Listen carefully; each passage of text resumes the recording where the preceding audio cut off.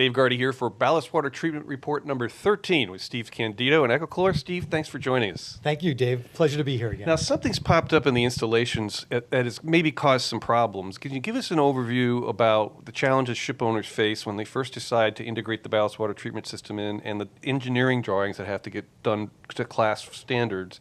What's been going on with that? Yeah, well, if you remember from, I think, one of our very first reports, I talked about planning. That planning is very important to make sure these projects go smoothly. And what we're finding out now is some of the details of what I meant by planning. And it certainly has to do with doing all of the installation preparation work, which is drawings, 3D scanning to make sure it's going to fit, not only going to fit, but how it's going to fit. And so we have to work, Ecochlor has to work closely with not only the ship owner, but his design engineering firm, a naval architect marine engineering firm, and also the classification societies. They get involved in approving these plans and having input on how it's going to be installed.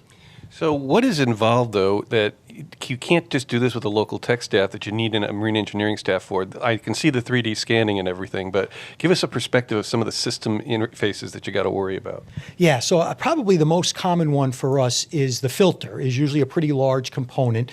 Fortunately for us, our system is pretty modular, so the chlorine dioxide generator can kind of go almost anywhere, and the storage tanks can kind of go almost anywhere on deck.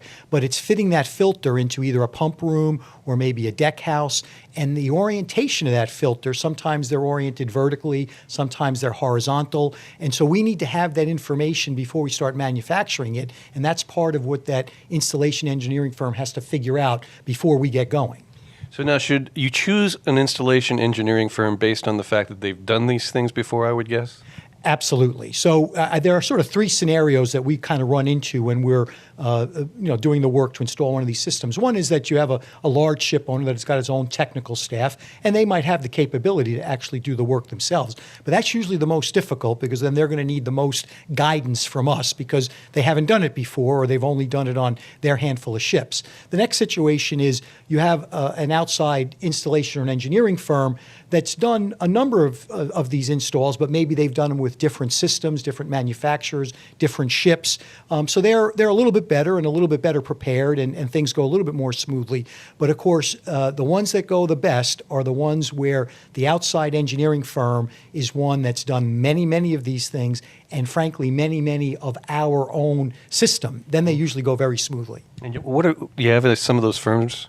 Well, yeah, I mean, the two firms that we've probably dealt with the most are Choice Ballast, which is, I guess, a subsidiary of Netsco, and they're here in the U.S. And then more internationally, there's a firm in Greece called Argo Navis that's done many of our installations. And so when we're working with the two of them, it usually goes much more smoothly and much quickly. How's the Coast Guard enforcement been? If they see a problem, are they giving you some leniency to get it fixed, or are they being pretty tough on it now, especially when they're not granting extensions anymore? Yeah. No, the Coast Guard's still been very good. Of course, just a quick side comment, with the shutdown, granted it's over now, but we missed a meeting with the Coast Guard because of the shutdown. But back to the main part of the question, they're still not quite really enforcing the regulations, I think, to the extent that they will be. And the Coast Guard stated position was there would be at least a 12 to 18-month sort of a learning period, so we're certainly still within that. Now, that doesn't mean that you can just ignore the regulations or you can just discharge untreated ballast water. They're going to still,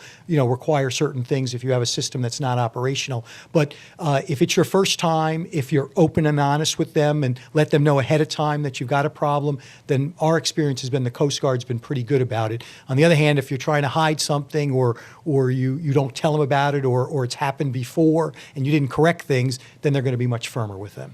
Good to know about installation engineering preparation for ballast water treatment systems. Thanks a lot. We're talking to Steve Candito in Ballast Water Treatment Report number 13. I'm Dave Gardy here from New York City. Thanks for joining us.